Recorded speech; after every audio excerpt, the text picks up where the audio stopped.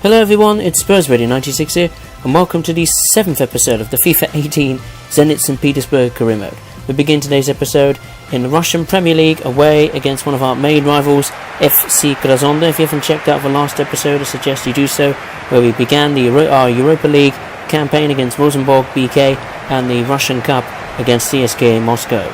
We look at the league table there. We are 4 points ahead of Lokomotiv Moscow and 23 points. FC Krasnodar, I think, third on 19 points, same as Lokomotiv Moscow, but have a game in hand over them as well as us. So it's important we get at least a point or 3 points to put them out of contention earlier on, so we won't have to worry about them. We are still the best defensive team in the league, conceding just 4 goals. 5 second best is Lokomotiv Moscow, who've conceded 5 goals. As you can see there by the lineup, we're going for the full first team for this one. It's important. We maintain a good form. We're still unbeaten in the career mode so far in all competitions. So it's important we keep going. We come on to the first half here, and we have a very good opportunity to create a chance. This pass from Guzev to Paredes. Good save. That is a very good save from their keeper. I think it's Kristek.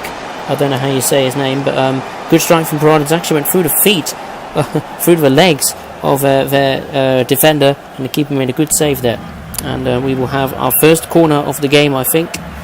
And yeah, it's important that we start on the front foot here, just approaching over 7 minutes. Guzev with the corner, and Regani has the header. Cristito's got a chance and tries to do the spectacular overhead kick, but it doesn't pay off for him, rather embarrassingly. Good take from Guzev, good header from Regani actually, and Cristito right there, literally just waiting on at the far post, but couldn't quite get it in the net. Krasnodar have a chance now on the 11th minute. Here's Gazinski, and he's going in the box, and he's passed it to Smolov, and Smolov scores, and FC Krasnodar take the lead. We have a mountain to climb now. 30 minutes played. FC Krasnodar scores, and who else? Their top scorer in the last few seasons, Fedor Smolov, and the fans are in jubilation. Have a look at the replay. Gazinski out. Well, our players are all over the place, really. I don't know what they're thinking of, really, to be honest. The midfielders' defence was okay, but they left a big gap for Smolov to shoot from on his left foot, and the keeper had no chance there. And Fedor Smolov scores once again for FC Krasnodar. I think he scored his 4th goal in the Russian Premier League. And of course he plays for the Russian national team, who of course sadly went out of the World Cup on penalties. They've done a great job. But in this game, they're 1-0, FC Krasnodar 1-0 up against us. They're still coming forward. Smolov with a chance now. He's skipping and striding his way through our defence. Good save from Smolov. Gazinski hits the post, and we clear our lines. Approaching 29 minutes there. Not good. We need to react immediately. And Messling has given away a corner. A good tackle, I think it was, on Guzev, and now we have a corner approaching 37 minutes. Good corner from Guzev. Velena Shatov goes down, and it's a penalty for Zenit St Petersburg. The captain of Krasnodar has given away a penalty. What a mistake to do that, approaching just going over 38 minutes, and the captain has given away a penalty. Let's have a look, and he just runs into Shatov, trying to get the ball. He thought maybe Shatov was going to get the ball and headed in towards the net, but Pereira, that's the captain, Pereira has knocked over Shatov, and we have a penalty. I think it's time to give Kokorin, the top scorer in the side and in the Russian league. Can he score from the penalty spot? Powerful and crisp, and he's done it. Fantastic. We are level here against FC Krasnodar. Great penalty from Alexander Kokorin. He sent the keeper the right way, but the strike was too powerful for the keeper to get a hold of, or get a hand of, I should say. And fantastic penalty from Kokorin. He missed a penalty, I think if it was last episode or the episode before, I can't quite remember. But that will give me a lot of confidence, because I'm not really good at taking penalties usually, but we've had quite a few penalties in this career mode.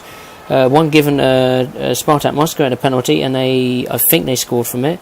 And we've had like 2 to 3 now, and we've scored I think 2 out of 3 or 4 penalties, I'm not sure, 3 to 4 penalties, but Kokorin has his 8th goal in the season, and it's 1-1 here against FC Krasnodar, and that is half time.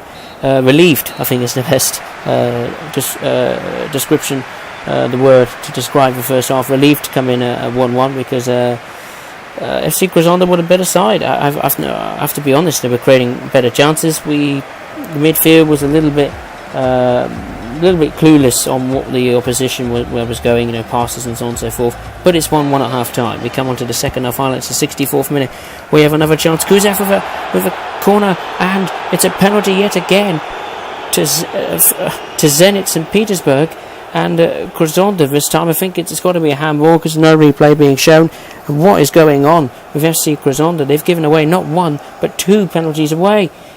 What a shame. I mean, if they haven't given away those penalties, they could still be leading 1-0 and we'll be still under intense pressure. But now it seems the pressure is on Kokorin. Can he score?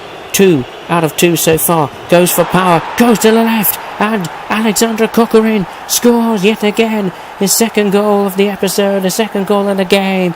And Zenit St Petersburg have come from 1-0 down to lead at the Bulls' yard of FC Krasnodar. Fantastic for Zenit St Petersburg, fantastic for the away supporters.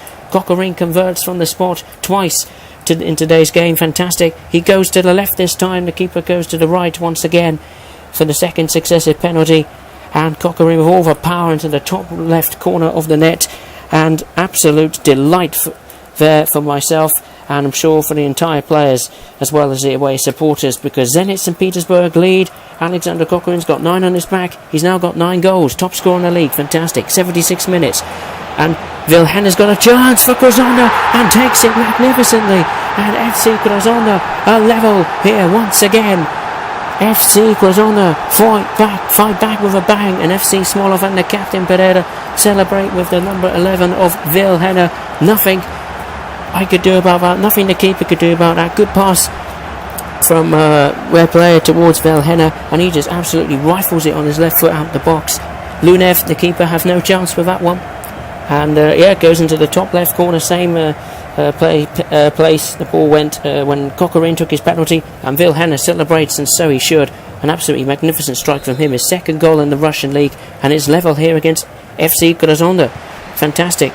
And now, well, for them I should say, added time of the last minute. Labor, he's still going as a strike and hits the post. The bar, Kuzev tries to get it, he clears it away. Labor, good save from Lunev, and Lunev there will guarantee for sure, and there goes the final whistle. He guarantees that we at least leave FC Krasnodar with a point. I mean, what a game that was, particularly the second half. And we shake the hand of their manager there as we leave, maybe a little bit disappointed that we gave away the ball for Vilhenna, that managed to equalise there for FC Krasnodar. Maybe FC Krasnodar themselves should be disappointed, conceding 2 penalties that we have taken advantage of. They could have had 3 points, we could have 3 points, but I feel the point is a fair result. We're still unbeaten against the big teams. It's 2-2 away against FC Krasnodar. We come on to our second game of the episode, and it is in the Europa League, our second group game of the episode. We will be away against SCR Altach of Austria. They are an Austrian team, and by judging their ground, they seem to be quite a small club. They're using their smallest stadium, generic stadium in the game. And looking at the table, obviously we beat Rosenborg BK 3-1. We are top with 3 points. Real Sociedad drew at home against SCR Altach, so maybe SCR Altach are better than what I think, judging by their stadium and so on and so forth. The player to watch, of course, is Alexander Kokorin, who of course scored 2 goals in the previous match against FC Krasnodar from the penalty spot, and I'm sure he'll be eager and desperate to get more goals to become top scorer in the Europa League, I'm sure. And the lineup is the same again for the second game running. It's absolutely vital we start the Europa League campaign with wins and many points as possible, so we won't have to worry about, are we going to go out of the group phases. So we're going to come on to the first half highlights here, approaching 5 minutes played. Easy start so far. They're not putting us under any pressure. We're putting a lot of pressure on them. Good pass from Kokorin. Kuzev from a great angle. Oh, a tight angle as well. And he scores from inside. I think it hit the post and went in. And he celebrates with his teammates and the away supporters, and they've absolutely gone crazy over players. Zenit St Petersburg lead at SCR Altach, just approaching 7 minutes played. Good pass from Kokorin there. One of their players tried to get the ball, but he couldn't get it in time, and Kuzev strikes from a very tight angle, as you can see, strikes it on his left foot, and it hits the post and goes in. Great result, great there for Kuzev, because it is his first goal, not only of the season, but his first goal for Zenit St Petersburg. since being signed in the summer transfer window. Fantastic for Kuzev. That will give him a lot of confidence, as I'm sure will some of the other players who are struggling to score goals in the moment. They believe that they can score goals a lot of goals once more. We come on to the 19th minute, and they've given it away towards Kuzev, and Kuzev's running in the ball. He takes the ball and strikes it with his right foot this time, and the same result is, and it comes out with the same result. They lead now 2-0, and he celebrates with the away supporters. Great day for Kuzev in a rainy evening at SCR Altach in the gold and purple third kit I chose for this game. He takes the ball and runs really to the box and rifles it on his right foot. The keeper had no chance of that one, and it's SCR Altach have a mountain to climb. They were absolutely delighted to be 2-0 up past 20 odd minutes. I mean, they're making some horrible mistakes, particularly with their passing, and we're taking a great advantage of them, that's for sure. And it's now 2-0 to Zenit St Petersburg past 21 minutes. It looked at that point that was going to be one of those games where we would absolutely thrash them. And we've given it to Alexander Kokorin from Druzy, I think it was. Kokorin's going to pass it to Druzy! Oh, and it's at the bar, and the player gets rid of it. Disappointment for Druzy as he hasn't scored. He hasn't scored since the last Europa League game, which was against Rosenborg BK. Be disappointed there. And there goes half time. Good first half, fantastic performance. We took the fight. We truly took the fight to them. SC Altach were absolutely easy to play against. We could have scored so much more. But Dela Kuzev has his first 2 goals in the club. And when we are 2-0 up against SCR Altach at half-time, we approach the second half highlights, approaching 53 minutes. Shatov has now gotten the ball and runs and charges at the defence. Passes it to Kokorin. Look at the space for Kokorin. They can't keep up with him. He's going to take the strike, and he scores! Alexander Kokorin scores yet again. His third goal of the episode. His second goal of the... I think it's his second goal. Yeah, his second goal of the UEFA Europa League. This striker's on fire at the moment. Top scorer in the Russian league with 9 goals. Scored in the goal against CSKA Moscow in the Russian Cup. And now 2 here in the Europa and 2 in the Europa League. Wow, he's one of the most informed strikers, not in Russia, but maybe in Europe as well.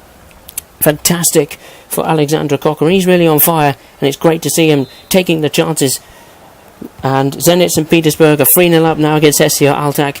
And there goes the full-time whistle. An easy win against SCR Altach, it has to be said. The away supporters will be happy on a very challenging evening in terms of the conditions. I mean, after we did score, SCR Altach defended reasonably well, but apart from that, it was game over at that point when Kokorin scored the third goal.